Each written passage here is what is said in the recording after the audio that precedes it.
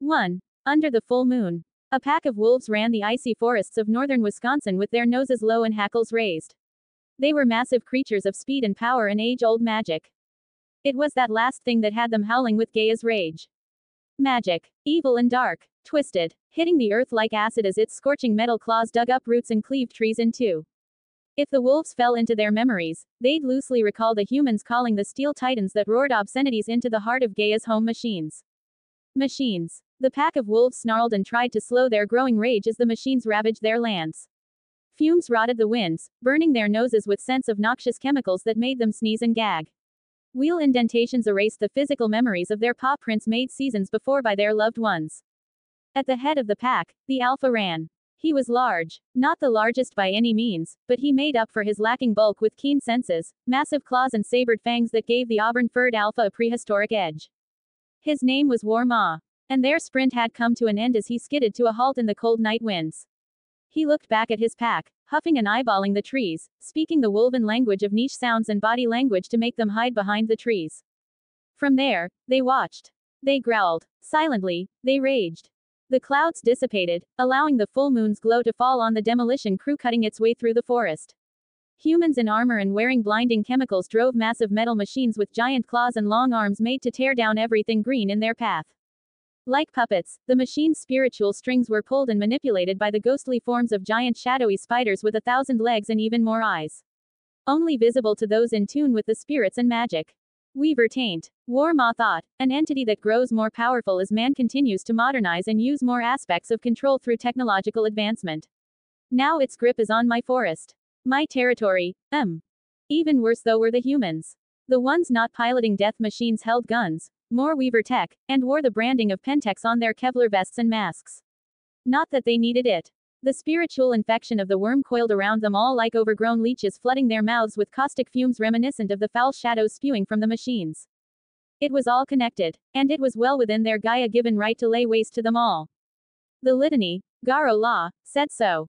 Wyrm looked back at his pack, hidden in the shadows. The more experienced members called to the spirits to blend and turn invisible while others erased their scent and sound as they paced anxiously. It is time, brothers. Release your rage. Wyrm let off a bone-chilling howl. As he threw his head back and opened his jaws to unleash the primal cry, magical essence manifested in the physical world. Also known as Gnosis, the essence of Garou magic. He was suddenly beside his sister wolf. A spirit. The same way the Pentex soldiers and forest destroyers were gripped by and given power by the Wyrm and Weaver, through Gaia and the Umbra, Wyrm and his Garou kin had access to spirits. And through them, they were given gifts. Powers. The almighty equalizer. With the Red Talon's wolf spirit aiding his howls, they went from basic animal cries to one of his most useful gifts when fighting the taint of the Wyrm and Weaver. The shattering howl. The air around them warbled and shook with Gnosis. It rippled across the distance like sound given physical form, suddenly gripping the machines and their rubber tires ahead, popping and cracking them. Making them less effective. Avenging Gaia. Release your rage. Wyrm barked savagely. War was coming. The Garou assumed their war forms. Also known as the Krynos form. The classical werewolf. A terrifying and monstrous blend in man and beast's most savage aspects used specifically for battle. The wolf pack grew agitated. Bones snapped and skin tore as muscles bubbled and expanded. Their stretched paws expanded into fingers tipped by vicious curled claws. Whines turned into bestial roars as the wolves rose up on two legs, now 9-foot-tall behemoths with eyes blazing full of fury. The next time Wyrm howled, he was joined by many. The Red Talons charged. Even though they were near 10-foot-tall monstrosities of muscle and earth-gifted magic, they made no sound, leaving the humans scrambling to find where the howl emanated from. Wyrm snarled and flicked his snout in many directions, forcing his wolves to split off into smaller units of 2 and 3 to hit the humans from every angle imaginable. As Alpha, Wyrm attacked first, joined by his second-in-command, Cat Eyes. With gifts from the saber-tooth spirit of old, the much larger Garou used her curled retractable claws to scale the still-standing trees and move from above. From there she waited, a rarity for the impatient beast. Wyrm didn't waste the cooperation and pushed his speed. His first target came in the form of a burly bald-headed man wielding a Weaver-tainted rifle with hands dyed black by the Wyrm. His smell made Wyrm's bones hurt. He raged. By the time the man saw him coming, he was already tackling him to the ground and ripping him apart with 3 vicious swipes of his claws. He'd be damned if he bit into such a foul existence. The spiritual form of an ancient snake wrapped him like a belt. The Red Talon gift of the hidden killer taught by the snake spirit. Due to this, he mauled the mercenary in pure silence. No more than 5 feet from his next target, who was none the wiser. Blood never splattered or stuck to his fur where it could reflect light and make him easier seen in the fading dark. Every bit of evidence evaporated at birth. Across the clearing and behind the machines looming over him like avatars of death and decay, his pack descended on the other Pentex gunmen. All in Salenk. Wyrm's ears twitched as someone gasped. He looked up, claws bloodied from mauling his second target when he noticed the human inside the machine ahead, eyes wide with terror as he found Wyrm. The delirium was beginning to take him as his skin paled. Generational trauma. Memories before the Impergium's end, back when Garou hunted humans regularly. Wyrm could see the ancestral memories beginning to twist his brain. To drive him mad. His mouth opened. Before he could let out the blood-curdling scream, a shape leapt from the trees behind Wyrm. Cat eyes flew in a blur, clearing 100 feet of distance in a single bound. She pounced on the man, turning him to mush as she landed in the seat of the crushing machine. From there, she turned back to Wyrm. Her black and red gold fur stood on end. Rage and excitement burned like fire on her. Wyrm nodded. Cat eyes stood tall and let out a blood-curdling howl. The remaining humans without weapons or armor gave into the delirium as they finally laid eyes on the Garou in their Krynos forms beneath the full moon. It was then that the hunt began.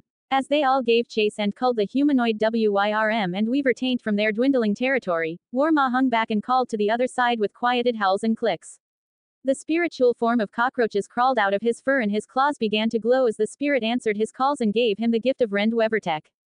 He ran, letting his claws run across the surface of the machines, cars, guns and shipment containers. Like acid, his touch melted them down and out of existence entirely.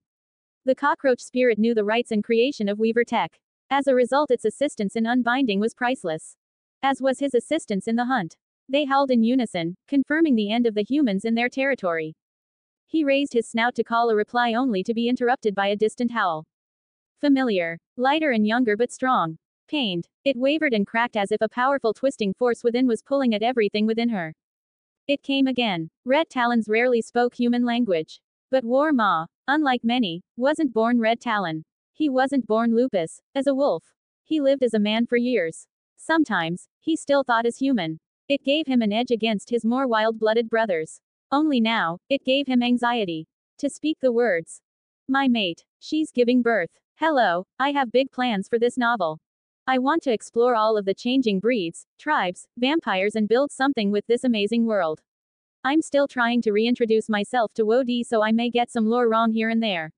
I appreciate all corrections, but here and there I will purposefully change things since this will function somewhat as an PLZ. Leave a review letting me know what you think once I get some more chapters out, and thanks so much for giving my FIC a chance. TableTopSlop creators thoughts. 4 comments 0 vote. 2. Auspice of War. Wyrm had never led his pack back to their cairn so quickly. With so much urgency. They made quick work of the Pentex invasion into their territory and then they were on the move. Hackles raised. Adrenaline flowing. Fresh rage from the full moon still left their bodies warm and empowered. Sloppy, even, shown in the way they blasted through trees and snapped at each other. They didn't shift back to their lupus forms. They stayed in their Krynos battle forms, running like man if he was as monstrous on the outside as he was within. The closer they got to their cairn, the more familiar it all became. The cairn was a special, holy ground, for Garou tribes and individual packs within. Wyrm had been alpha and organizing protector of the Red Talon Midwestern cairn for some time. He knew the land surrounding it. He could feel its naturally flowing gnosis in the air as he grew closer. Upwind, in the mountains surrounding their territory from the north, he could smell the Pumonka assassins laying in wait for one of them to take their humanity-culling activities too far. Even closer, as he neared in a full sprint, he could smell Wendigo tribe and Uktena tribe Garou members. They were loose allies. The 3 of them made the sept that protected the cairn. It allowed them all to better access the Umbra and commune with their totems and spirits for power. As territory shrunk, they had to work together. Considering the fact that Wyrm was bringing a pup into the dying world, he'd take all the strong allies he could. The thought made him run ever faster. It didn't take long for them to reach home. Elder Garou gatekeepers, giant pony-sized wolves with glowing eyes, remained passive as they zipped by in the dark. The grounds were empty, concentrated elsewhere. At the center of the cairn, in a clearing, under a collection of felled trees that made a sort of wood hut. A fire burned. Dozens of Garou paced nervously. Wyrm whined with anxiety as he closed in, pushing aside and slapping down wolves in his way until he was crouching down beside the wolf in labor. She was large, Powerful, in pain. Her name was Bloodfang. Her long ears were pinned back against her sleek head. The dark red fur rose and fell as she barked and nipped at the dead leaves on the ground. Unlike Wyrm, she was just a wolf. It was the only way for Garou to procreate safely and avoid giving birth to a métis. They were powerful Garou but permanently stuck in their Krynos forms and viewed as unwanted outsiders by the rest of the Garou and spirit world. They also often came with great deformities. Bloodfang yelped in pain again. The other Garou barked and jumped around nervously before settling. Behind Bloodfang, Wyrm's most trusted ally held his gaze. He was a tall one. Even among all the Garou in their Krynos forms, he towered at an astounding 11 feet. What he overcompensated with in height, he lacked in bulk. He was a wispy wraith-like beast. Fire Tongue, Wyrm's most trusted ally and the best third he'd ever known, the name of Garou born under sickle moons. They were known mystics and often seemingly detached from reality. Wyrm knew better. They were the few who could see all of reality. Fire Tongue was no different. It's why the sight of him calmed Wyrm. Draped in animal skins wearing belts of magical fetishes and talons, Fire Tongue looked more prepared for the task of labor than any of them. And that's because he was. Bloodfang snarled in pain again as another contraction hit beneath the full moon. Wyrm barked at Fire Tongue and pointed to the wooden flute sheathed at his belt. Bird wings and stars were engraved on the instrument. Though instrument wasn't an accurate name. It was actually quite disrespectful to the spirit blended within. That was the nature of fetishes. Items imbued with spirits from the Umbra. The flute was charged with a spirit of healing and calmness. Known as the Harmony Flute. A bird spirit fluttered within. It could help his mate. Calm her intense pains in the wake of a strugglesome birth. Fire Tongue shook his head vehemently. Wyrm snarled savagely. A voice rang true to his homed mind. It is a full moon, Wyrm. Your child will be the first Around born in generations. A warrior. A killer. Able to take down multiple Garou, or any other changing breed, on their own and be no worse for wear. All warriors must know battle, even at birth. Otherwise, are they even warriors? This one cannot be coddled by melodies and spirit song. Not even at birth. Wyrm shook off the deep croaking voice, begrudgingly submitting to the idea of his mate going through the full pain and rage of labor with no help. Slowly, he crept closer. Bloodfang realized his scent for the first time and went alert. Smelling the human blood and Wyrm entrails on his claws. She snarled and yowled in a pained trance. Wyrm held her down and licked her face, covering his mate in the innermost sense of himself. She calmed. For a moment he saw her. Behind the wicked yellow glow of her eyes. Beneath the spiked fur smoking in the cold night of Wisconsin fall weather. He saw the strong and composed wolf that drew his ire so long ago. That was the final decider in him joining the Red Talons tribe and leaving all remnants of his human life behind. Then another contraction hit. She roared like a mountain lion. The Gnosis flowing around them warbled. Fire Tongue clicked his fangs as spirits walked the physical realm, known more commonly among Garou as the Tellurian. They came in flashes, eager to witness the rare birth. Hawk spirits soared, semi-transparent green-winged beasts. Wolves howled soundlessly. Saber-toothed cat spirits of old stalked at the edges of the fire, snarling, while others purred with interest. Right beside Wyrm, a griffin stood, watching, eagerly. The totem of the Red Talons. A beast of the sky and earth. A symbol of the wild and untamed blend of a feral world. Of nature. Wings, fangs, tails, teeth. A brutal balance that rested on the precipice of death. The beast and symbol of their tribe watched as Bloodfang gave her final contraction and pushed forth the next generation. Fire Tongue was there the whole way, ready to carry the pup from between her legs. He was large, with dark fur that had a brindle pattern to it. The newborn was in lupus form, that of a wolf, the form of all Red Talon Garou except Wyrm, and had to be over 20 pounds and slicked by the fluids of his mother's protective placenta. It gave him a liquid shimmer beneath the full moon as Fire Tongue lifted the pup to face the rest of the pack and full moon. A male, strong, snarling and twisting in the mystic's hand, already eager to inflict damage on the unknown trapper before him. He was a fighter. His auspice was decided in that moment, even before his wild actions. Wyrm's son, born on the full moon. He'd be an Around, a dangerous and terrifying breed of warrior Garou. Gaia's soldier in the battle against the Wyrm. Also the rarest born of the Red Talons for generations. Thanks to Pentex. Perhaps the world wasn't ending. Wyrm took his pup as Fire Tongue handed him off. Quickly, Fire Tongue fed Bloodfang a bundle of healing salves and herbs. All the while, Wyrm faced his pack, faced the griffin spirit. The beast bowed and dissipated. Wyrm eyed his son. His heart boomed, reverberating through his young body as he snapped at his father's face.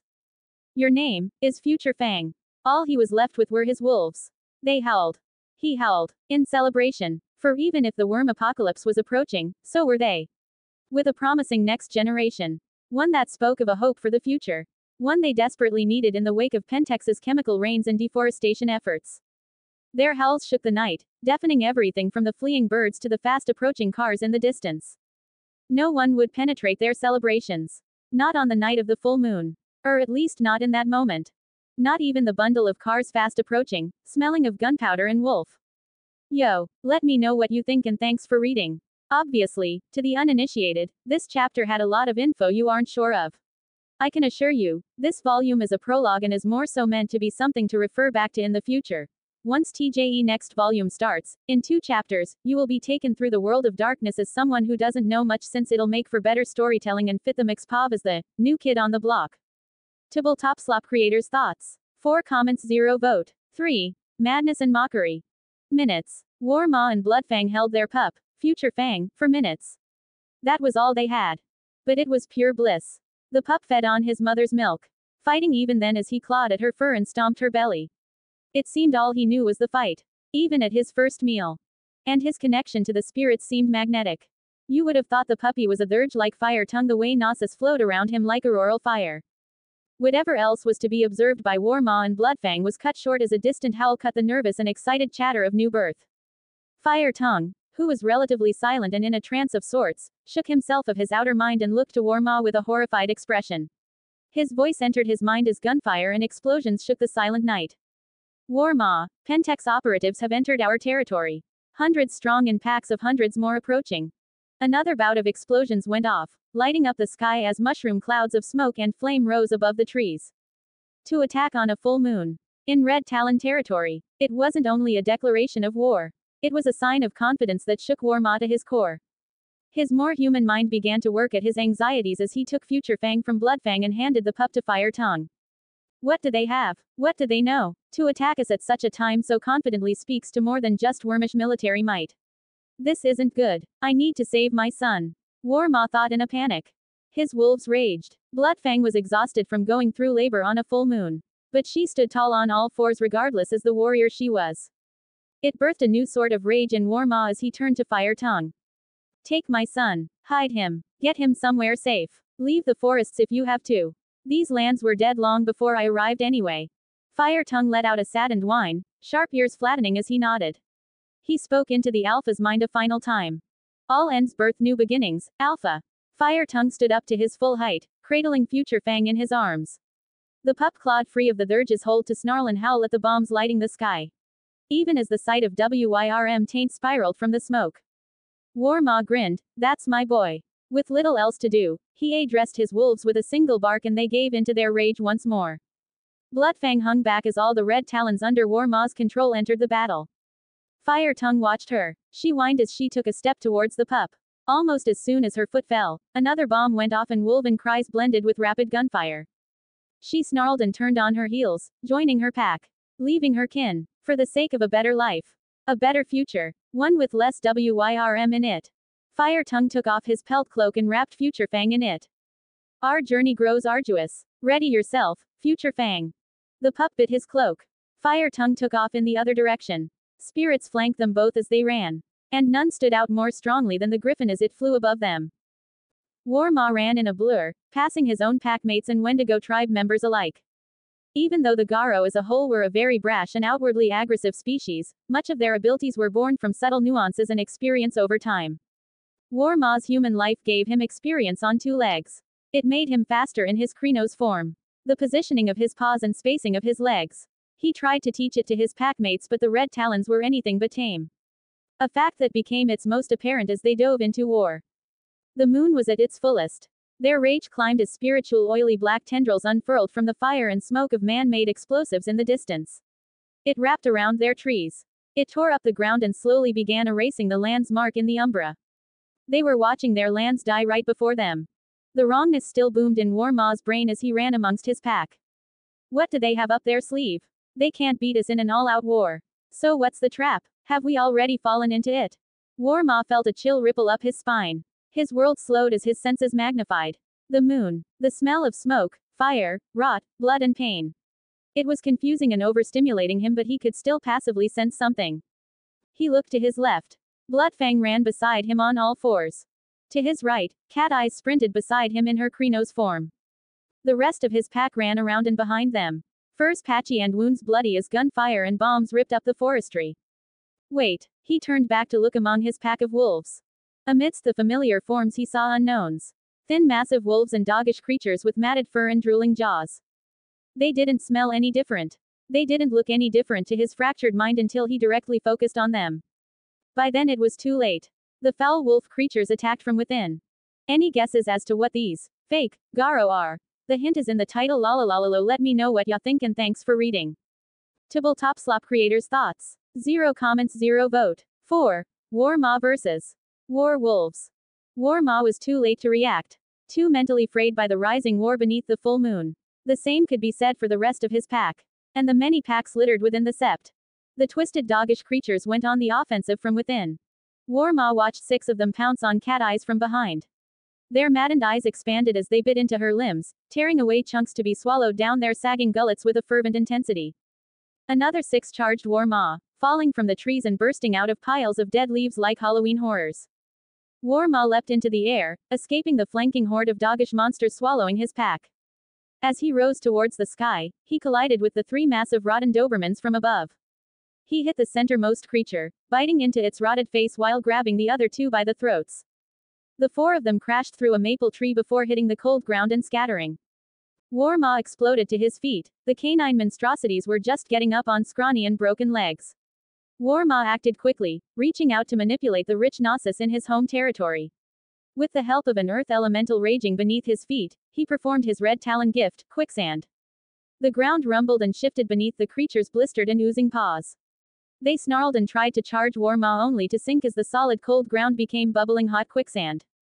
As the creatures struggled and sank, Wyrm moved as a blur past them, ripping out their throats in a flash before charging the horde rising from his own ranks. His once unified pack scattered in reaction to the foul hounds rising from within. It was pure pandemonium shown in the creatures ripping into his kin while others tore apart the enemy using gifts from the spirits and powers from the Umbra. Wyrm was among them in a flash of adrenaline and Gaian-fueled emergency. 4 more of the dog monsters were on Cat Eyes. Wyrm kicked them off her. The creatures broke like wooden toys wrapped in rotten pelts as they collided with trees and smashed into bushes. As soon as she got to her feet, she leapt up into a tree and darted back to the ground, pouncing on a massive husky-looking creature with so much intensity it simply exploded. In the distance, Bloodfang fought off 4 surrounding foul hounds. Wolves of war. As the first charged, she caught it by the throat between her jaws and swung it at the next 2. Another came from behind. She kicked it back without looking. As the 2 on the ground recovered, she smashed the dogs' heads in with her massive paws. She didn't see the new horde coming from behind. Wyrm called to the earth elementals once more as he manipulated the Gnosis around him to activate his Philodoxian gift, Earth Wall. He slapped his hands into the ground. Immediately the ground stiffened and rose like a snake slithered beneath it all the way to Bloodfang's location. As the creatures moved to attack her from behind, a wall of stone, dirt and vines rose up and shielded her from their swarming attack. At the same time, Cat Eyes protected him from distant members closing in. She raged as she did. Members of their pack were dying. They were being eaten alive by the foul doggish monsters. Wyrm watched Garou he played with and raised loose arms and disappear beneath swarms of rot and filth. Windclaw, Jumper, Falcon Eater, Moonspeaker, his family was dying. Bloodfang ran off to help another section of the fractured pack, dodging bombs and sinking beneath gunfire with ease. Wyrm turned to Cat Eyes as she ripped one of the hound creatures in half. Its blood pooled on the ground at their feet. I need to get to the source. The tainted human bastards, if this is their trump card it's not enough. Wyrm thought. Immediately after, he crouched beside the reflective blood and prepared to step sideways into the Umbra.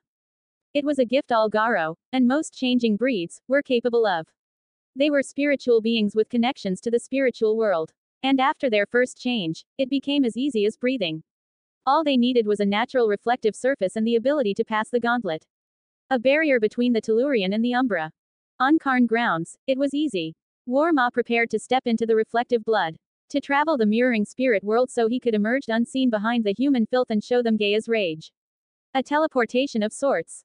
But as he tried, he failed. A realization hit him that he should have known. They're not natural. At the same time, the sky screamed. Foul fumes darkened the clouds and caused them to bubble and spit frothy pink wormish lightning bolts that could only be felt in the Umbra. The cause of it was something he hadn't seen in a long time. Aircraft. His human experience told him the specifics by the sound of the engine and smell of the body alone. It was a bomber jet.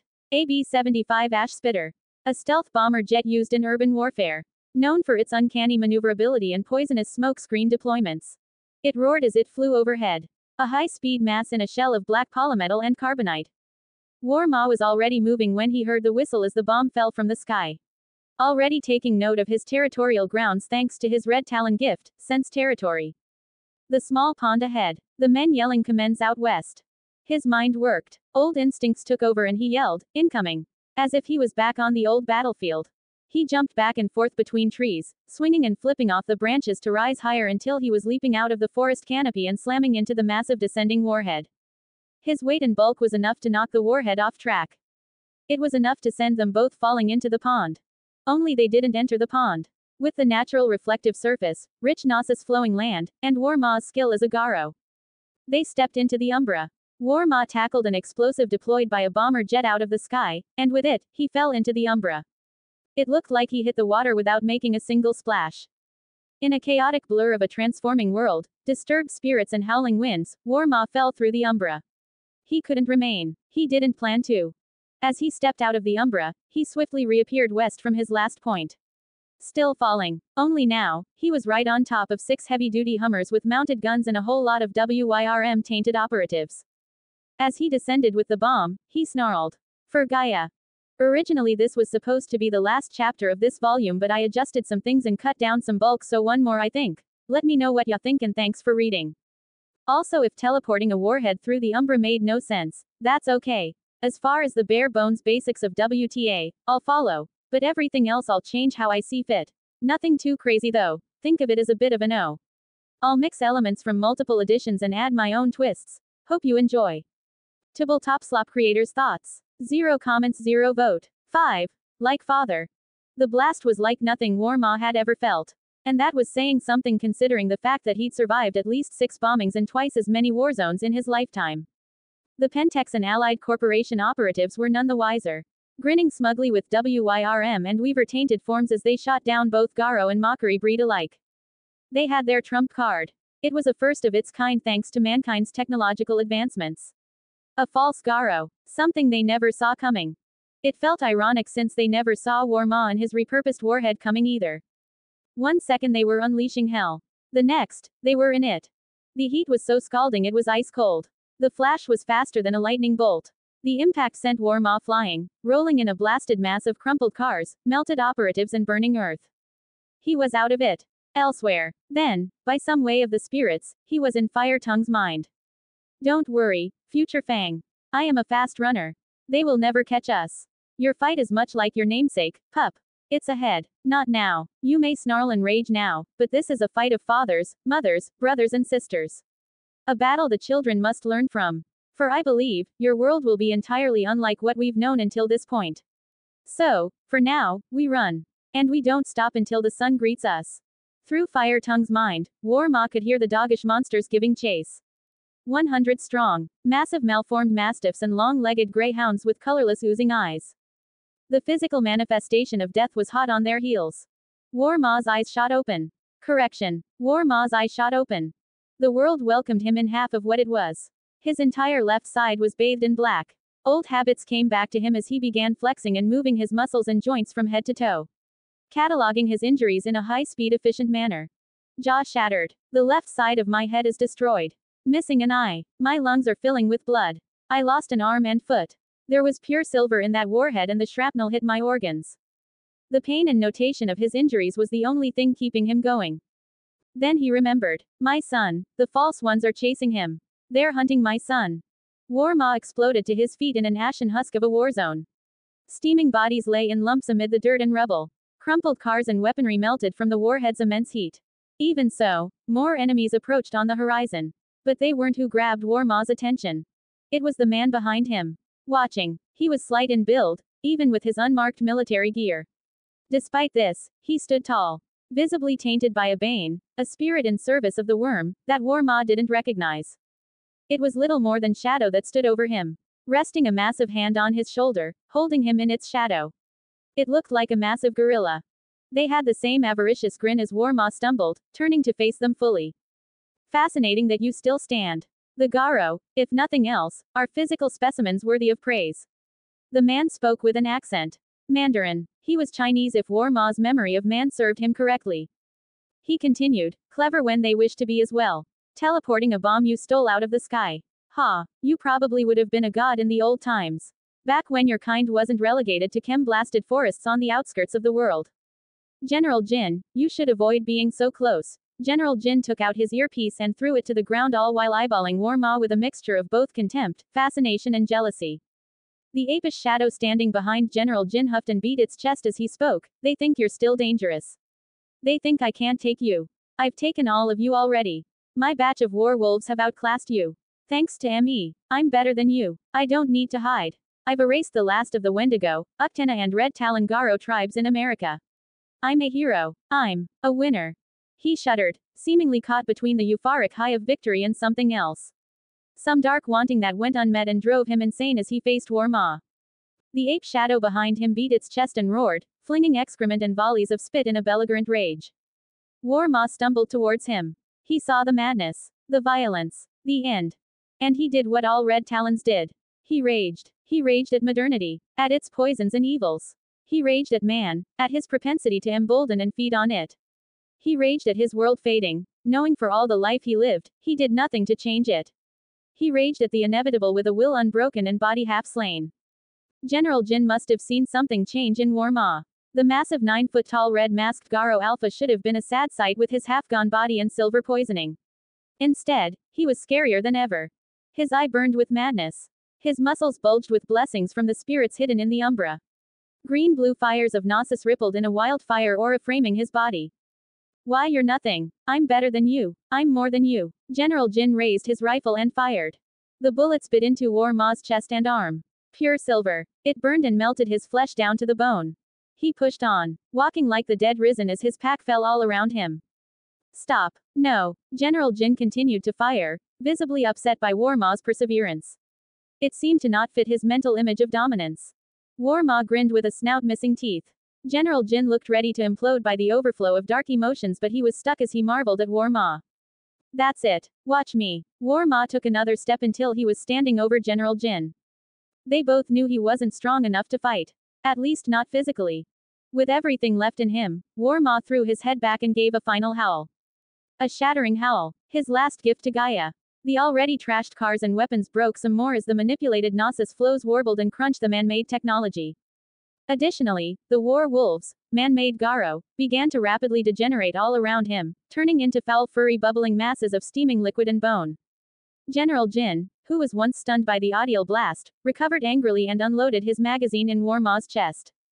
The massive Garou Alpha fell backward, facing the sky. The moon his son was born under. It was better than nothing. At least until the man with the ape shadow was standing over him. What the hell did you do? Wyrm reached for him with his remaining arm. Slowly, weakly. He threw up the middle finger. General Jin fumbled with his belt to reload his magazine. Seemingly from out of nowhere, a shot rang out and hit him square in the chest. He stumbled backward in shock. It was then that Cat Eyes, with a missing leg, came out of nowhere, tackling the man out of sight.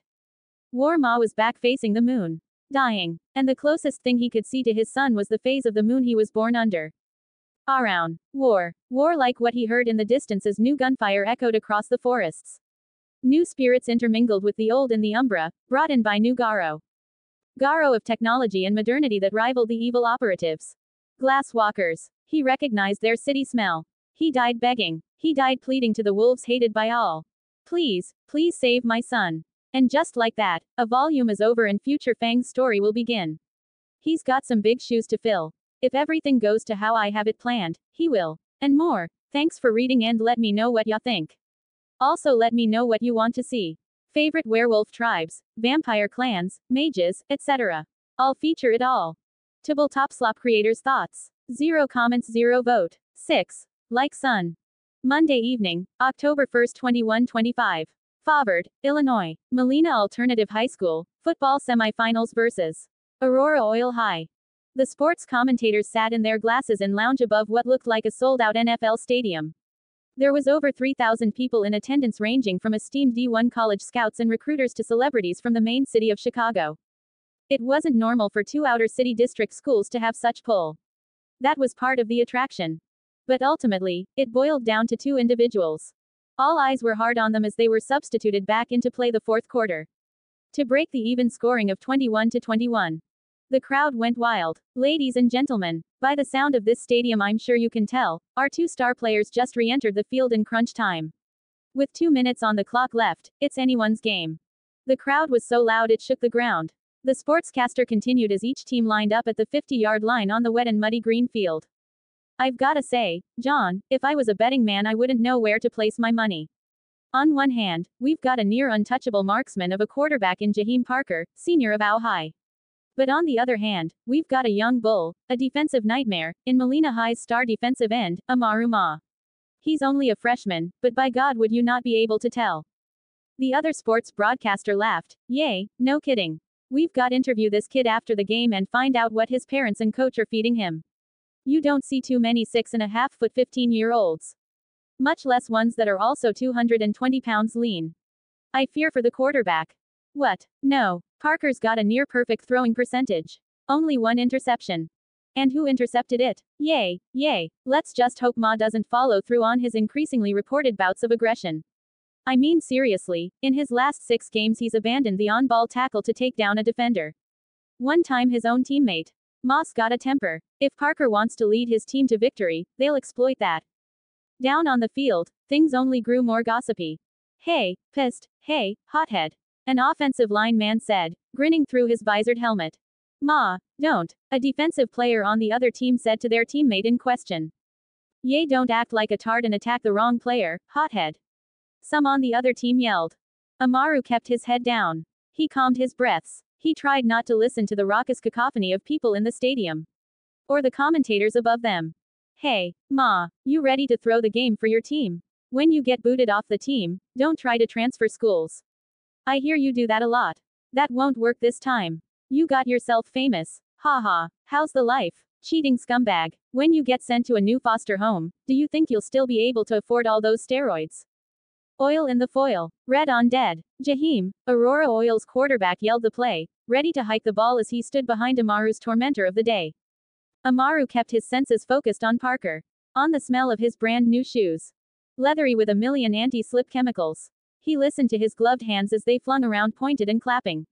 He envisioned the tall and lanky senior. Right foot forward, left foot back. He switched on the catch in a high-speed feint to set up pass to the right. To their wide receiver that hadn't played a second of the game yet. He wasn't exceptionally tall, but he was lean and walked like he was dribbling a ball. A soccer player. High speed with jumping power. A trump card. I got it, Amaru told himself. He didn't need to study film. He studied body language in the moment. Hey, hothead, when was your last drug test? Amaru shook off the student's words, trying to ignore the beginning of a cold sweat. It always started with a cold sweat. You probably know a lot about drugs, huh? Hey, you think Ma's mom was a druggie? You think that's what put him in the system? The O-line yelled back to his quarterback. Jaheim shook his head in the short span of silence. Only silence among them. Nah, man, his mom was abusive. Or a bitch who let his dad beat on him. You know, one of them spineless broads. A real coward. I see it in him. That's why he took out our boy Frankie last month. Yay, he was just a kicker. Start of the season. And you broke his legs. Come try that with me, druggie. Come on. Amaru's vision blurred. The cold sweats froze him in the crystal hold of reactive rage. His hands ripped into the earth.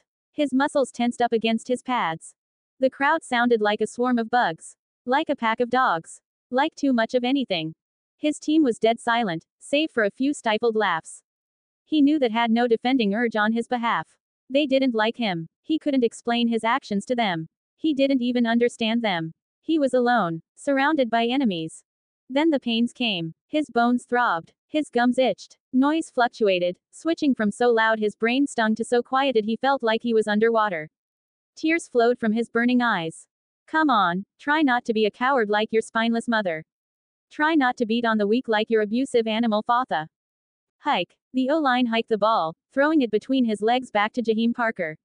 At the same time, the 6-foot, 240-pound player charged Amaru. Amaru was up long before him.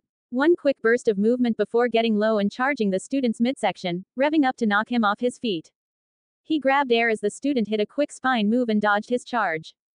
Amaru fell to his knees right in front of Jahim, who was casually looking across the field, waiting for his opening pass. His winning pass. All Amaru had to do was get up and take him down. His coach was yelling so loud his voice was cracking.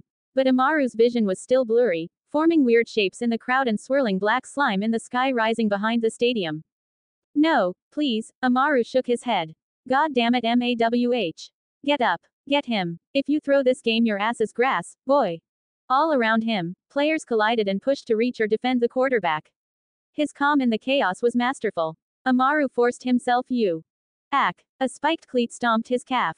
He knew who it was. Get off the ground, druggie. The O-line yelled as he locked into a pushing and shoving match with Amaru's teammate. Blood dripped from his cleat. Amaru growled. He tried to focus on Jahim. On his long-fingered hands spinning the ball. Gripping the white knots to prepare for a perfect spiral throw. But then he looked back at the O-line. As he pushed and shoved against Amaru's team, a hideous oily black swarm of insects surrounded him. Some fed on his skin, leaving horrendous gaping blisters while others crawled beneath the surface of his uniform. The sound of the swarm returned. He tried to focus. He tried to listen to his coach. To his own desires. But the sight of the bugs. The tendrils in the sky. The way the grass was dying beneath his hands and feet. It was wrong. Disturbing. Enraging. In a blur, he exploded to his feet, roaring as he turned away from Jahim and charged the O-line covered in hideous evil bugs. He hit the student so hard, he heard his pad buckle snap and the pads themselves cracked. 3 other players went down with them. Amaru rolled the student over and punched him, shattering his visor and cage. He went in for another punch. Another O-line grabbed his arm. The fuck are you D? Amaru snarled and grabbed him by his jersey before throwing him off sides. The stadium erupted with screams and curses. Another player tackled him from behind and broke his shoulder against Amaru's back, sagging behind him in pain. 2 more came. Members of his own team. People who laughed at the idea of his theorized drug-abusing mother. Amaru elbowed and head-butted them off before slamming another fist into the O-line's helmed face. His helmet split down the middle. A swarm of fat black bugs erupted from the remains. At the same time, players from both team benches joined the fray, tackling him a dozen times over. He raged under the weight of his enemies. Under the weight of his overwhelmingly opposed circumstances. The rest was a blur. All he knew was, he cost his team their last game. A little character intro for our boy, Amaru Ma, wink. I hope you can enjoy what I've got planned here. I think it'll be a lot of fun. Even if we're off to a bit of a dark start. Let me know what ya think and thanks for reading. TableTopSlop creators' thoughts. 3 comments 0 vote. 7. Dog's Day. TW. Racial remarks, discrimination and commentary. Monday night, October 1, 2125. Faubourg, Illinois. South Faubourg Police Juvenile Detainment Center, aka SFPJDC. Amaru sat in a cell for the last 6 hours. Fresh off of a loss. Fresh off of being kicked off his team and out of his school. To add insult to injury, his 30 days were up. He was about to be removed from his foster home. And due to his age and background, he wasn't likely to find another family. He'd be sent to a group home, also known as Hell on Earth, where kids go to compound inhuman amounts of trauma and delve into all things corruptive. The anger swelled like a viper in his stomach. He fought off the anxieties with his 15th set of 60 push-ups, 100 jumping squats and 40 pull-ups on the cell bars. He lost himself in the push and pull. In the exhaustion. In his mind he won the game on his own merits. On the skill he knew he had. He didn't see the angering swarms of demonic bugs. He didn't see the roaring black tentacles swatting at the clouds. He didn't hear kids his age throwing obscenities his way all day. More importantly, he wasn't dropped into a family of uncomfortable eyes and judgmental actions. No locked cupboards. No missing doors. No favored sons or daughters he had to aspire to be like in order to be kept. In order to be respected as an equal. Like he was some dog in need of training. A baton cracked against his cell. He was ripped out of his mental musings on his 58th push-up. On your feet, meathead. Amaru got up and found himself facing a police officer. The usual type. Overweight, smelling of nicotine stimulants, alcohol, sweat, donuts and cruelty. He was pale and pudgy with an unwashed mustache as thick as a squirrel's tail. You know the drill. Don't look at me, red boy. The officer said. Amaru turned around and put his hands behind his head. The pump in his arms from his hours-long workout made the action difficult. The officer fumbled with his keys until he was sliding the cell doors open and stepping inside. Only, it wasn't just him. It was him and 3 other beefy officers crowding the doorway. Hey, kid, you're famous around here, you know that. Amaru didn't reply, even as the officer prodded and pushed him with the baton. You're a real piece of work. The officer spat as he grabbed Amaru's arm and cranked it behind his back so hard his shoulder popped. Amaru groaned. The officer continued, not destined for much beyond this. Act like an animal, live like an animal. In a cage. That's where you belong. He tightened the cuffs. Stop resisting, an officer behind them both said. The leading officer continued, honestly, that's the best outcome. A cage. If it were up to me, I'd do you like my ancestors. They were great men. Brave. Adventuring heroes. Yours. Well, you showed exactly what type of men they were today. Savage. The word rang through Amaru's mind like a struck pinball, hitting every corner of cruel intention he had in him. You wanna know something, Red Boy? The officer said in his ear. What? That boy you battered on the field was my nephew. Amaru clenched his jaw and shut his eyes. Aw shit. When he heard the body cams click off, he got to work. If he died in the cell, he didn't give a single damn. He had nothing. He was being sent into endless adversity. He was just so angry. So tired of people like the officer. People who couldn't wait to harm. Couldn't wait to speak of their own superiority and his own otherness. Immediately, he raised his foot and stomped the police officer's booted foot behind him. The reinforced metal worked into the leather mesh split, busting open the whole shoe and allowing Amaru's heel to crush his toes. Ouch! Amaru threw his head back, feeling the officer's teeth sink into his scalp. He snarled and shook his head, ripping out the officer's teeth that were now lodged in his scalp. That was all he had. He was already exhausted, already depressed. The toothless and toeless officer struck him in the back of the neck with his baton. Amaru went down like a sack of potatoes. Immediately after, a cloud of spicy pepper spray swallowed his head. The teeth lodged in his scalp allowed the spiced vapor to fester there. His eyes burned. The air was lined with ghost pepper essence. He tried to scream and only threw up prison rations as another officer kicked him in the gut so hard one of his ribs broke. Stop resisting. Stay down, boy. Do not resist. Amaru guarded himself. Show me your hands. Why wouldn't I resist? You're trying to kill me and I'm wrong for defending myself. You're all trying to harm me, but I'm the animal for fighting back. Why? His gums itched again. His bones ached. His eyes. Don't. It was weird. There was someone else in the cell. But also not really. He was in Amaru's mind's eye. Like he knew he was there. He could see him, but not physically. He wore a dark long coat with a black hood. The shadows focused around his face like a mask, leaving only his mouth and lower jaw visible. He crouched beside Amaru. Somehow. Don't. I know it's an impossible ask, but please, do not maul 3 beloved, bigoted, police officers after you just brutally assaulted 2 football teams hours beforehand. One of which being your own. The optics are terrible, and that's the game we play. Don't give in. Don't play into their hand. Not yet. Not when they expect it. Why? He repeated in a daze as unconsciousness welcomed him.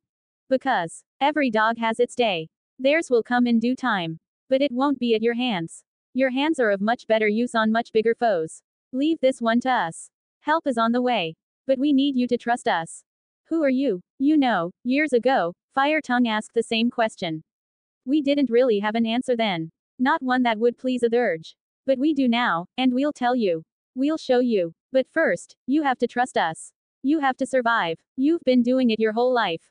Keep on, killer. Just a little longer. Soon enough, you can join the fight. Amaru faded. All the while, he wondered. Who is Fire Tongue? Yo, shorter chapter today.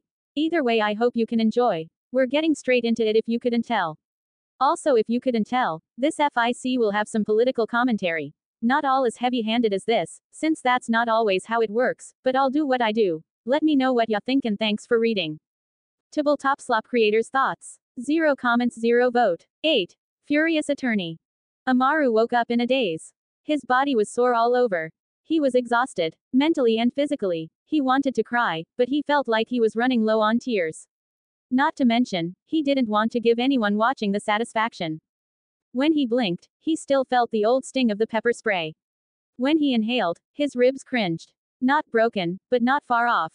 He healed. He always did. He didn't tell anyone, but he'd been stabbed 8 times in an attempted robbery before. When he didn't come home, his foster parents called the cops on him. Typical. He woke up covered in blood. There wasn't much to discuss. He was late and 2 tardies shy of not making the football team. All for no reason now. Much like back then, he was still covered in blood as he looked himself over. Big swollen bruises covered his arms.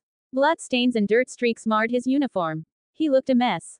The door into the quiet concrete-walled room swung open. Another officer came in. Amaru's adrenaline began to course through his veins with a slow burn.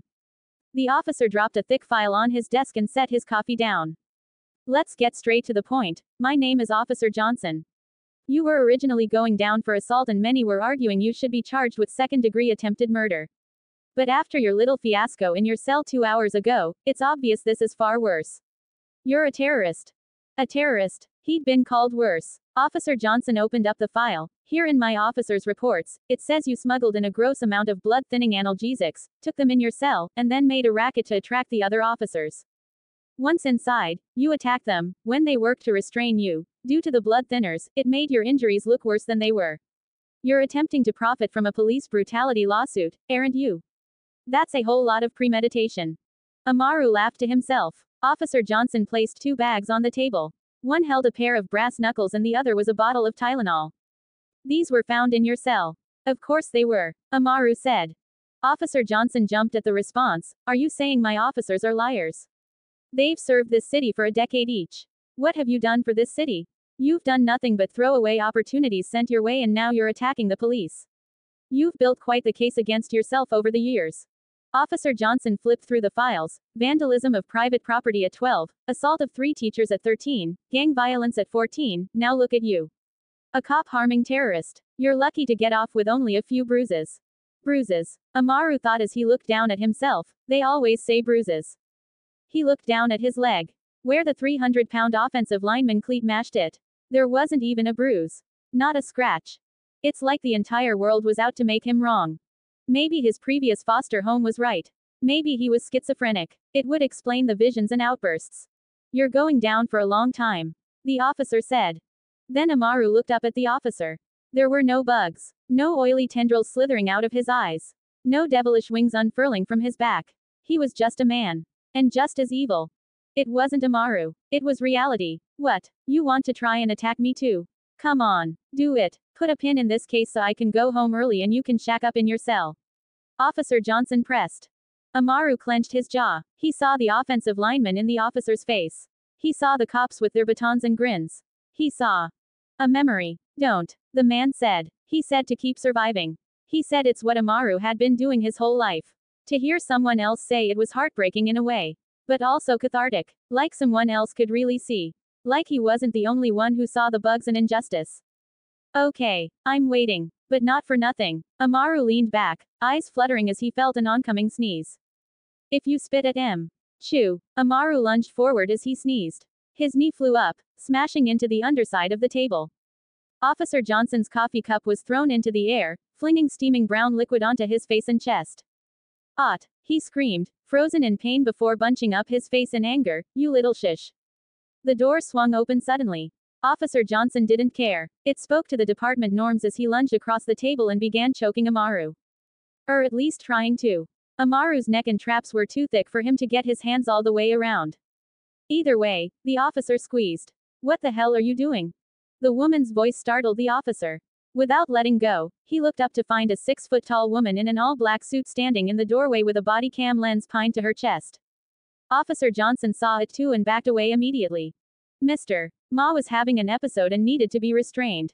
Then I suggest you use proper restraints, which don't involve strangleholds, you know, since they're illegal. Also known as a fireable offense. I'll settle with a lawsuit and immediate release for my client, though. Lawsuit. Immediate release. Just who the hell do you think you are? I'm a sergeant. I am Ms. Thena Marcos, attorney for the Onyxrath law firm. Ms. Marcos flashed her badge and information with a flip of her wallet. Whoever the law firm was, they were known. Amaru could tell by the loss of color in Officer Johnson's face as he backed away. Ms. Marcos looked around the room. She seemed larger than her physical height. She had a lot of presence. And tattoos that were visible on her hands and up her neck. Her hair was black and curly, spinning down her back in a tight ponytail. She had a long mannish nose that took up much of her face and firm black eyes. I've done nothing wrong here. We're doing what we can to handle a terrorist, Officer Johnson said. Yay, yay, you're on camera strangling a 15-year-old boy. Ms. Marco said as she continued looking around. He tried to attack me. You all attacked him. He smuggled weapons and contraband into my department. Ms. Marcos walked further into the room. Officer Johnson stepped in her way. You're obstructing justice. Back up. Now. Her voice dropped an octave. Her suit even looked tighter around her arms and legs. Or do boys not have the right to an attorney anymore? Officer Johnson swallowed and got out of the way. Ms. Marcos came and sat next to Amaru. She turned to face him. Hello, I'm sorry we have to meet under these circumstances. Amaru cleared his throat. May I see your hands? She asked pleasantly. Amaru hesitated only barely before raising them to her. She studied them before looking back to Officer Johnson. I don't know about you, but I've got a whole internet and criminal database worth of brass knuckle assault cases. You know the best way to determine the validity of one. Officer Johnson was quiet, knowing she wasn't talking to him, but the people that would be watching this all over her recording via body cam. She lifted Amaru's hands to show him. It's the bruises along the fingers. Brass knuckles don't discriminate. They hit back. People wear them wrong. Usually they don't have proper punch technique. Look at his hands. She showed her cam, the only part of his body that isn't bruised. While we're at it, we can get an outside investigation on those officers he attacked. They won't show brass knuckle injury. I know they won't. Officer Johnson was in disbelief. So was Amaru. It was just like the man in his mind. She saw what he saw. I'll enjoy tearing down this department with lawsuits and brutality claims, she said in an almost villainous tone. Officer Johnson was red in the face as he stared at her. This is bullshit. This is abuse of power. You can't just waltz into a department recording sensitive material and making bold claims because you're some hotshot lawyer. Ms. Marcos and Amaru watched the officer fumble in his rage. I know you. He pointed at her. You and that law firm. You're just a bunch of radicals that hate the men giving their lives to protect you. Ms. Marcos raised an eyebrow as she looked him up and down. Man, protect me. She laughed so loud it made Amaru jump. Get out. This is a breach of lawful process. No, Ms. Marcos replied. Then I'll make you leave. She crossed her arms and leaned back in her chair. Will that be before or after Internal Affairs gets here? Officer Johnson's eyes were as wide as saucers. Ms. Marcos smiled. How about you give me and my client some privacy? You've got work to do. Officer Johnson stormed out of the room. Ms. Marcos got up and sat across from him in his old seat. I don't have any money. Amaru started. Not yet. What? Ms. Marcos grinned like a hungry wolf. Do I know you? Amaru asked. No, but you've waited long enough. The response didn't immediately make sense to Amaru. Not until he remembered what the man in the long coat said. Survive a while longer. Just wait a while longer. Yes. She's with me. Suddenly the man in the hooded long coat was standing right beside her with a hand rested on her shoulder. She shrugged him off with a snarl. Back off, wizard. I am not a wizard. I am awakened. There's great difference, he replied. No matter what you say, you're a man, Wesley. And no man on Gaia's earth will touch me. Not without certifying his own death. Wesley, who was shoved across the room, recovered and dusted off his long coat. My gods, you're so preachy. I bet you enjoyed every second of that oppressor cop revenge porn fantasy, huh? Not enough violence to get me off, but it was exciting at points. I wish I could have seen the bastard burn. She grinned again. I haven't scalded a man in a long time. Relax before you transform, Wesley said to her. Don't assume my lack of control. Wesley laughed. Speaking of control. He turned to face Amaru. You did great, man. Thanks. Amaru was beyond lost. Are you ready to get out of here? Wesley asked. And go where? To a real home, Ms. Marcos said. A place full of people who can see. Just like you. A place to discuss the truth of the world and its histories. A place where you can start to fight back. A place where you can start to fight for something more than a football game. Ms. Marcos pushed aside Wesley to speak again. We're asking if you'd like to come with us to Chicago or stay in jail here in racist patriarchy town. Yo, let me know what y'all think and thanks for reading. I think the last chapter featuring the mage was obvious, but any guesses for Ms. Marcos? Her inspiration is a certain Justice League member cranked up about 1,000 degrees. That's all I'll say for now. TableTopSlop creators' thoughts. 2 comments 0 vote. 9. Relocation. Miraculously, Amaru was released with no charges before Internal Affairs even arrived. No less than an hour later and he found himself in the back of a minivan, where the reality of the situation slowly began to hit him as he sat shoulder to shoulder with more physically imposing ethnically ambiguous women. Wait. She called that guy a wizard, the guy the first saw in my head, and he warned her about transforming in public. Then they practically broke me out of juvie and are now driving me across the state. That's it. I'm manic schizotypical and a group of child snatchers got me by confirming my delusions. With a new view of his situation, Amaru looked at the women seated at his left and right. They felt like they were made of iron. He thought he was the only one who felt that way. This man-shaped boy reeks of fear suddenly. The one to his left said. Ms. Marcos, who was driving, looked in the interior rear-view mirror to eyeball him. She didn't seem to find anything alarming and shrugged, his world is changing. Even the bravest warriors tremble before transformation. The woman seated to his left leaned forward to eyeball her friend and whispered, Elena, write that down. The woman to Amaru's right, named Elena, pulled out a notebook and actually did, if only a bit sarcastically. She had her hair styled in 2 braids and had a thick septum piercing in her nose. So, where in Chicago are you taking me? Group home, orphanage, Amaru asked. We're not going to Chicago just yet. Ms. Marcos replied.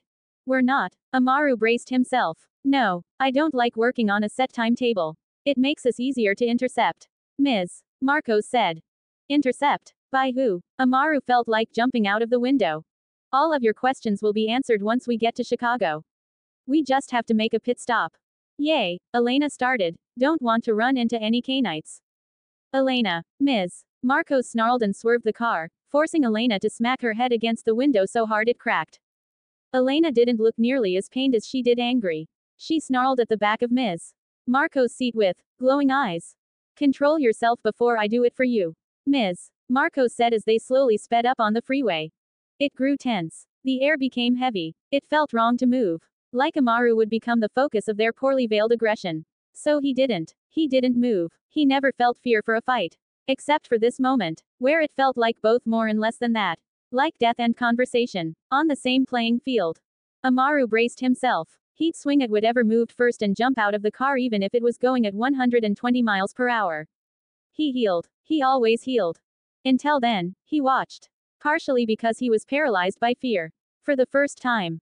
Elena's skin darkened. Amaru wasn't the most watchful person of all time, but he could have sworn her hairline was lower than before. Her jaw was thicker. He felt squished in his seat as her shoulders broadened. She was growing.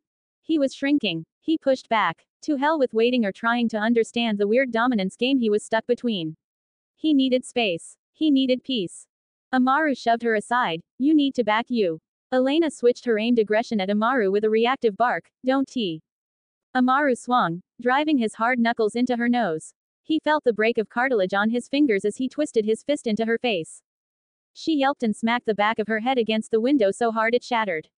Highway winds spun into the vehicle as the other women in the car erupted into cackling laughter and disturbed snarls.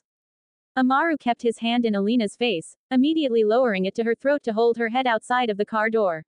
Her arms flailed and she cut into his forearm with thick black claws. Whatever press-ons she had, they were deadly to say the least.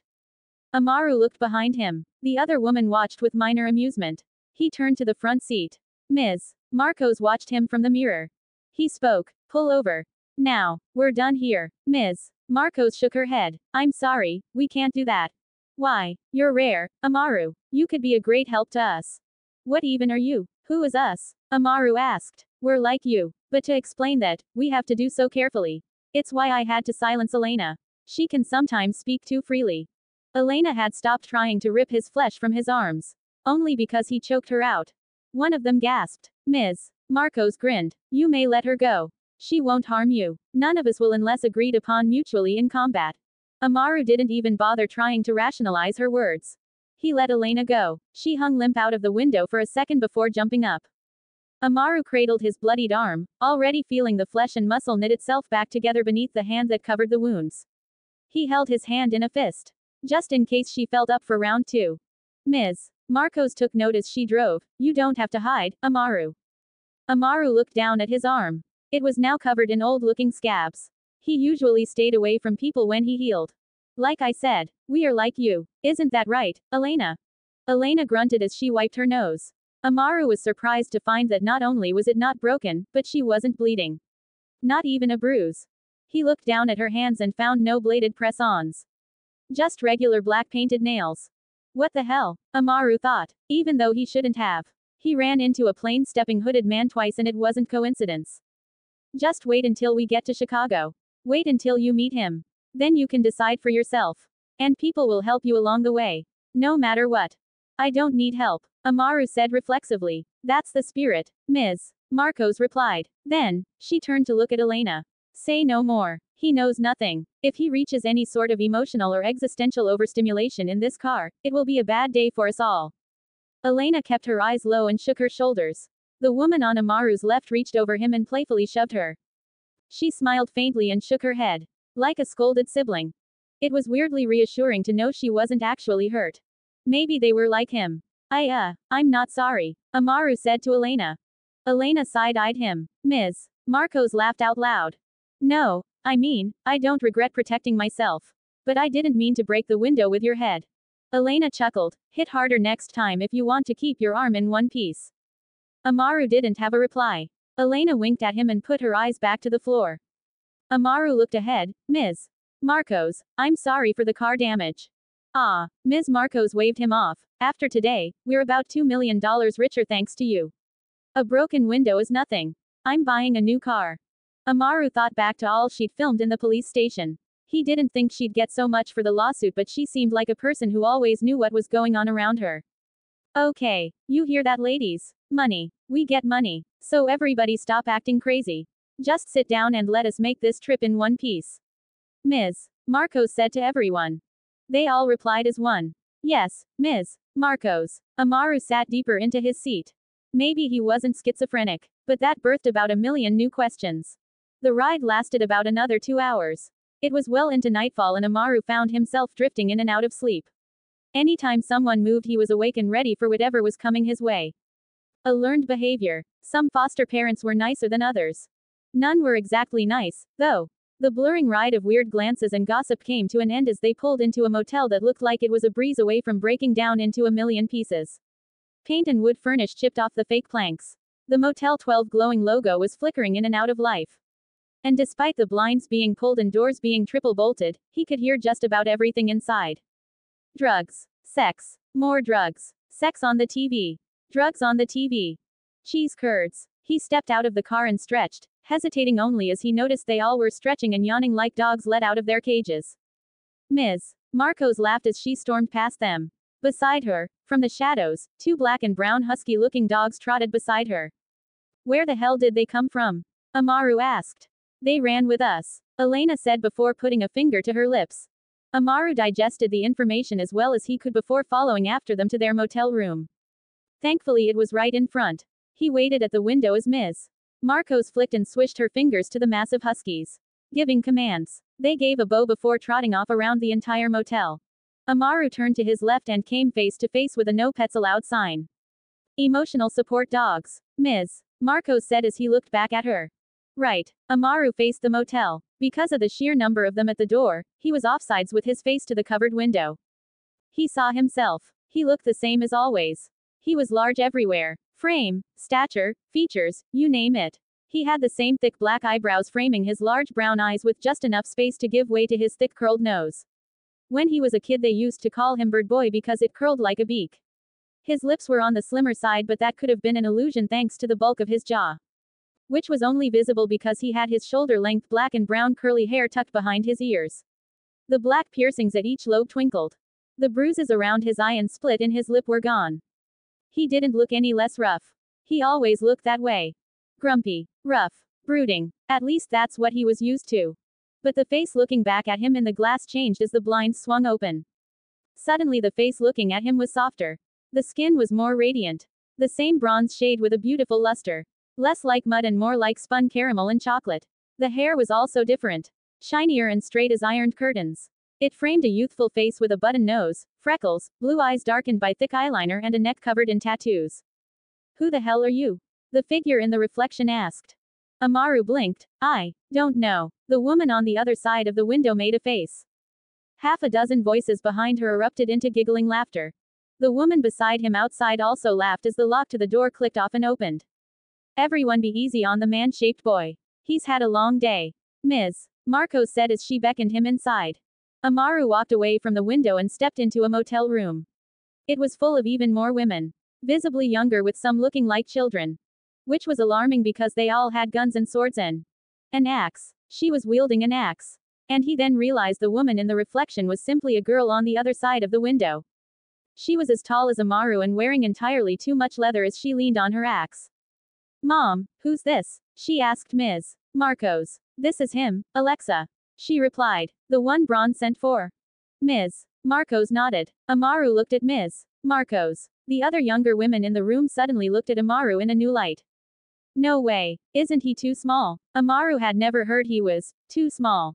He's not scary enough. Or that. Yay, he's just medium handsome. That's not scary, that's boring. Someone else said. Quiet, you harpies. Ms. Marcos snapped. He punched Elena through a window and choked her out. One of the women he rode in the car with said. All of the younger women in the motel went silent. Elena laughed. Don't get too afraid. He was lucky. I was surrounded by sheep. Elena slapped Amaru on the back. Have a seat, pup. We rest here for tonight. Amaru knew one thing for sure as he looked around the room. I'm not sleeping. But that fact felt more nebulous as the women conversed and played casually. As if they weren't touting deadly weapons and fantastical armaments. He didn't feel in danger. Sure, he was scared, but he was always scared when moving homes. What he wasn't usually, was excited. Except for now. What are you looking at? Lexa asked, as if she wasn't carrying a 6-foot-long black metal axe with roses carved in it. Yo, I know as a tabletop RPG this fanfic in a way will be more like a OG novel as many characters and ideas will be my own making. But I've done extensive research to add figures and items directly from the lore like a certain weapon shown in the final portion of this chapter. If no one guesses, in dialogue I'll say what it is and what it does soon. The big reveal is coming. Let me know what ya think so far. Also thank you for the Power Stones Camawolf 0. TableTopSlop creators thoughts. 2 comments 0 vote. 10. Night terrors. As Amaru said hours before, he didn't do much sleeping. He listened. A staple response to a foster kid's new home. He did it for as long as he could remember. He'd go to his room, get real close to the walls, and listen. It was better than talking. More truthful, less awkward and painful, and he didn't have to fight anyone. Only now he didn't have a room. And he didn't understand what he was hearing. They weren't talking negatively about him. They spoke of him with a weird sort of reverence. The little girls asked to wrestle. The older women asked him how much he could bench and what his SAT score was. Like they were on his football team or classmates. When sleep finally took most of them, Ms. Marcos spoke with Elena, 2 other adult women and Lexa, her daughter with the axe. She was practically speaking in a different language with the words and terms she used. Things like banes and gifts and fetishes. Speaking of corporations like they were monstrous entities and taint being on the backs of wandering men on the treeline. He heard the word canite again. This time in combination with the word gangrel.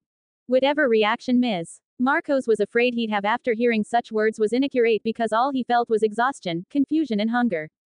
It was the last feeling that got him heading out of the motel as they whispered in the bathroom. If he was ever good at one thing beyond fighting people in a blind rage, it was sneaking out of houses. Without his shoes, his steps were soundless, even with all his bulk and brawn. Between Ms. Marcos' word about some agreement and Lex's reply about canites being known to break them, he was out of the hotel and into the night. The air was as rich as the head of Pentex. He loved it. It made his skin tingle and his bones stretch, pulling at his muscles in his shoulders, wrists and knees. He inhaled again and the scent of sugary sweets, meats and nuts behind processed plastics rode the wind's after scent. He turned to his left and made his way down the sidewalk bordering the motel front side. He kept his steps silent, hoping not to attract the attention of any suspicious characters high off any suspicious substances. After a few seconds of silent striding, he completed his hunt. Almost. He stood in front of a vending machine. Its interior lighting flickered on the expired snacks and revealed his reflection in strobe light flashes. For as long as he could remember, he tried to stick to the jerky. Sugar and other additives made his stomach turn. With that being said, he eyed the bag of lamb bites and fished a $5 bill out of his pocket. With a yawn, he lifted the bill and slid it into the. A wolf howled. Amaru spun around, eyeballing the forestry lining the highway beyond the parking lot. Another howl came in reply. His blood pumped, warming his ears and fingers, making his gums itch. He remembered the dogs Ms. Marcos owned. She left them outside. A yelp echoed. Amaru was frozen as he listened. Nothing followed. Must have been a scared coyote. Amaru thought before turning back to the vending machine. He slid the bill in and clicked the right number and letter sequence to hit his protein goals. Oh come on. The jerky was stuck as the metal coil holding the packages jammed. Amaru gripped the machine and shook it. The frame cracked and 6 packets of meat and candy flew into the window. Amaru casually settled the machine and reached into the flap at the bottom. He came back up with 3 bags of jerky.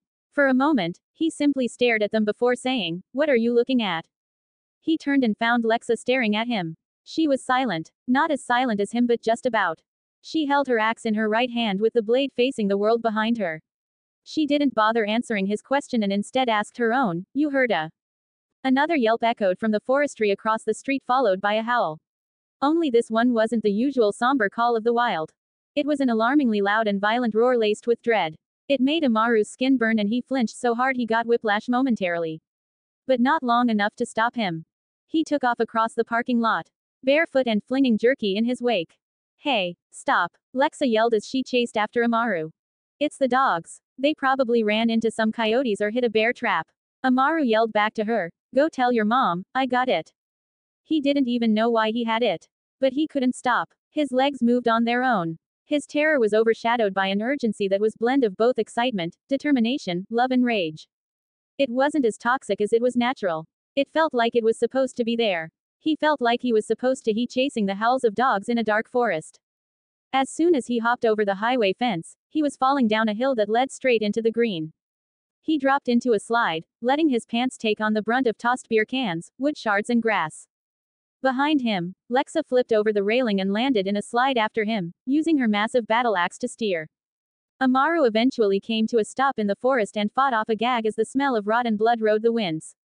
It smelled like if a butcher shop and landfill had an architectural baby. In the shadows, flies buzzed and sweltered. But whenever Amaru tried to look directly at them, he found nothing. "Amaru, you need to listen." Another yelp followed by a roar. He pushed on, moving faster on the uneven land. He vaulted over felled trees and bounded across rivers full of oil and sewage. And flies. As he blasted past trees, bats hanging from the branches flew, causing shadows to flap and dance overhead. His nose led him in the dark. Beneath all the foul overscents, an underscent of fur and water lingered. Until it was no longer lingering. In a clearing, one of the dogs stood over another. The smaller dog was wounded with a dozen circular wounds that leaked blood and bubbling pulses. Its fur was torn and matted. It whined. The dog guarding its wounded friend snarled into the darkness. "Marta!" Lexa yelled. The dog turned its head and whined at the realization of their presence. It was then that Amaru realized they weren't dogs. They were wolves. And all around the clearing, in the trees, bodies absent of all fluids hung from the branches like dehydrated husk ornaments to fit the dead aesthetic. Amaru was going to say something when a shape in the distance slithered upright. A worm. A giant worm with blood-red flesh and a million bulging veins. Its eyes were like 2 giant black holes sucking in the scarce amounts of light. It was there that Amaru noticed the face was human. Or it used to be. "What the fuck is that?" Lexa raised her axe. "It's a bloodworm," Lexa said. "You need to leave. Now." Her voice was deeper. Significantly. Amaru didn't immediately notice though as the bloodworm lunged at the wolves. Before he knew it, he jumped. He jumped across the clearing and over the wolves, straight into the bloodworm that he tackled through a tree. "Yo, it's been a while. Workin' 60 hours weeks is difficult, but I'm learning how to function. I hope you enjoyed this chapter. Next one tomorrow. TableTopSlop creators' thoughts.